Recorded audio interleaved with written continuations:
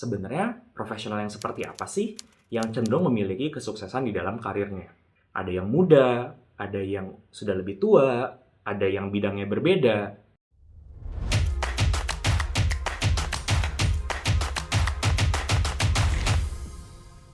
Hai folks, gue Vicario, seorang strategic project manager yang juga suka bikin konten tentang personal development.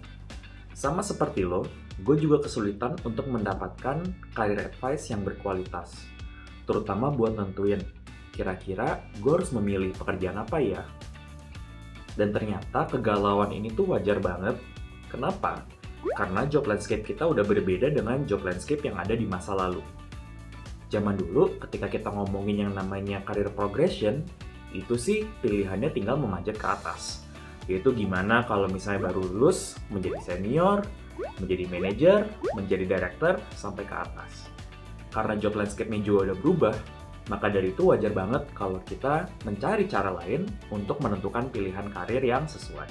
Di tengah pencarian gue untuk memilih karir yang sesuai, gue ketemu dengan sebuah buku. Sebenarnya awalnya buku ini gue baca bukan karena berhubungan sama karir sih, tapi karena gue penasaran dengan product development. Buku itu adalah The Lean Startup. Di buku ini, gue belajar sebuah insight yang menarik, yaitu adalah tentang cara baru untuk mengembangkan produk.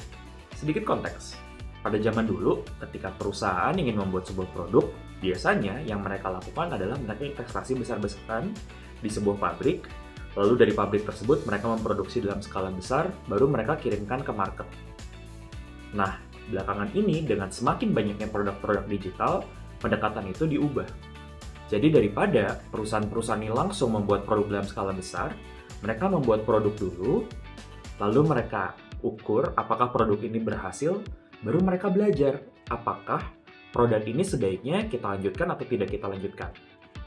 Nah, framework berpikir ini dinamakan framework Build, Measure, dan Learn. Salah satu perusahaan yang melakukan metode tersebut adalah Zappos. Jadi Zappos adalah sebuah perusahaan dari Amerika yang menjadi pionir untuk melakukan penjualan secara online. Jadi mungkin sekitar beberapa belas tahun yang lalu itu, ketika zaman-zamannya e-commerce itu belum booming, pendirinya Zappos tuh mikir, kira-kira orang tuh tertarik nggak ya untuk beli sepatu online?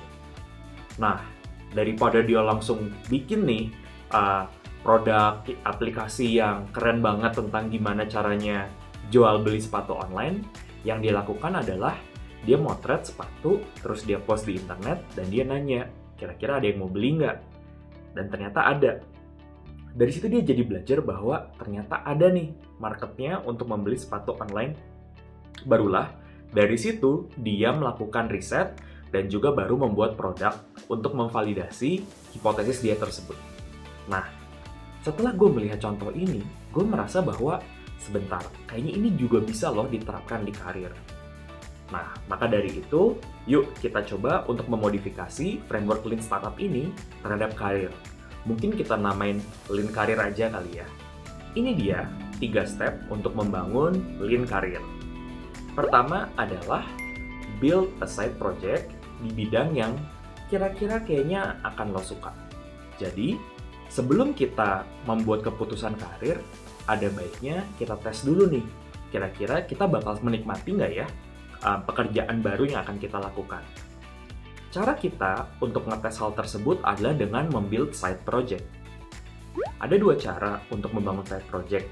Yang pertama adalah mengikuti ekstrakurikuler di kantor kita, atau yang kedua adalah menggunakan waktu di kala weekend. Untuk project ekstrakurikuler, biasanya ini oke banget kalau kita itu volunteer terhadap project-project lain yang lagi ada di kantor kita. Jadi contohnya adalah, waktu itu gue lagi mengerjakan sebuah project yang berfokus dengan learning and development di bagian engineering. Saat itu ada kesempatan untuk ngebantu teman-teman dari product manager untuk bikin program learning and development juga. Karena gue tertarik terhadap product management, ya udah deh, gimana kalau gue volunteer untuk ngebantu nge-organize learning program buat product manager juga.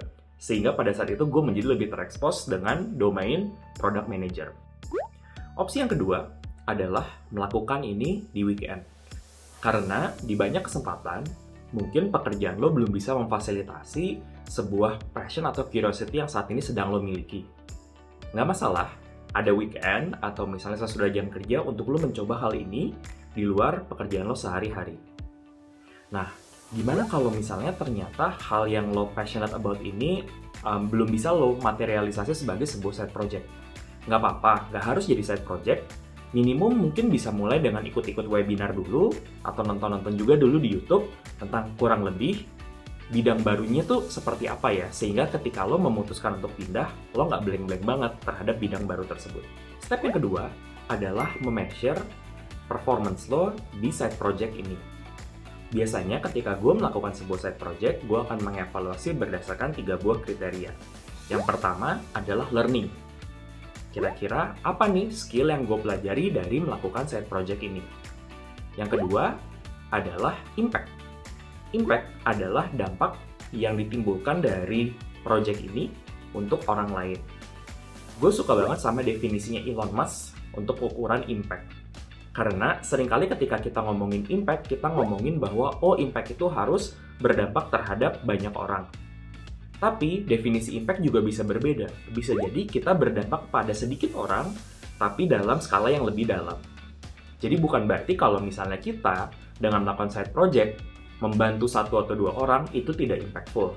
Itu tetap ada impact-nya, cuma mungkin impact-nya berbeda dengan side project yang menyentuh ribuan atau mungkin jutaan orang. Step yang ketiga itu adalah learn and reflect. Berdasarkan informasi yang kita punya, apa nih sekarang yang akan kita lakukan? Di fase ini, setelah kita mencoba untuk melakukan sebuah project dan kita mengukur performance kita di project tersebut, baru saatnya kita membuat keputusan. Apakah kita akan lanjut ataukah kita tidak lanjut?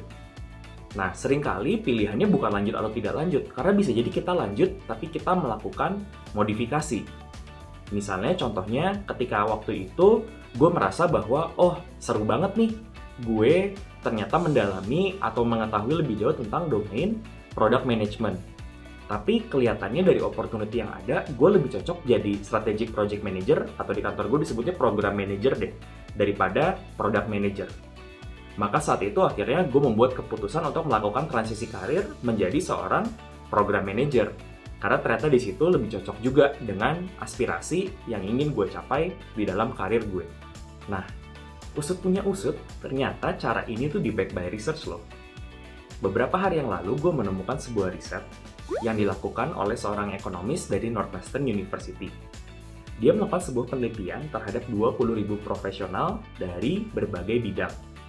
Dari situ dia ingin melihat sebenarnya profesional yang seperti apa sih yang cenderung memiliki kesuksesan di dalam karirnya. Awalnya dia tidak menemukan finding.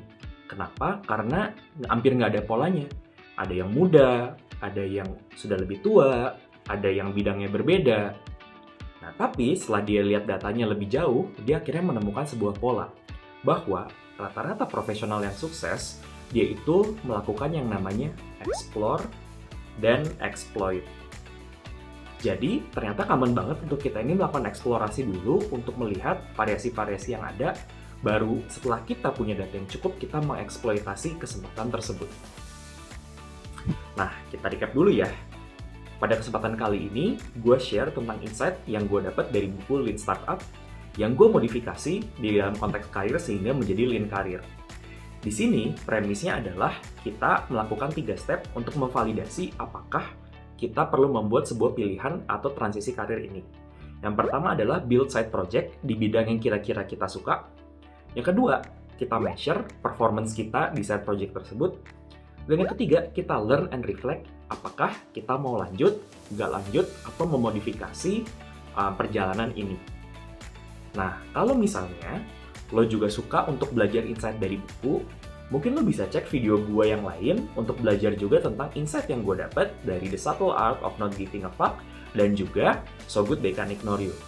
Sampai ketemu di video selanjutnya.